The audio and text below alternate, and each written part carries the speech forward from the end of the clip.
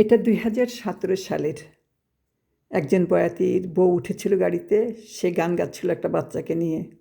তা বললাম, তোমার হাজবেন্ড মানে বর কোথায়? সে বলল মারা গিয়েছে। তা এখন গাড়ির ভিতরে রাস্তাঘাটে গান গেয়ে টাকা তুলে এই দিয়েই কোনো রকম চালায় দিন সংসার। আমি শুনে নিয়েছিলাম, তারপরে এটা লিখলাম ওকে দেখেই। লেখাটি এমন: বয়াতির বউ সে যে বয়াতি, গান গায় সে যে রাস্তায়, ভাগ্য ওকেই অবহেলা করে, তাই বুঝি টাকা চায়। কেউ ওকে দেয়, কেউ দেয় না, ক্ষুধার যে বড় জ্বালা, জানি না সে কবে পরিণতি কি, কেন রাক্ষসের দেয় সলা।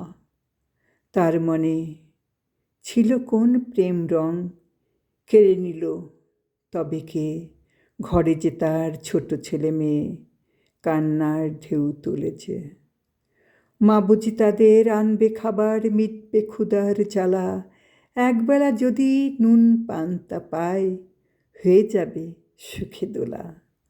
গান গাওয়া ওর সার্থক হবে বয়াতির উপাধিতে, বয়াতির গানেই বলবে কথা, ঢেউ দিল ধ্বনিতে। ছোট্ট লেখাটি এখানেই শেষ।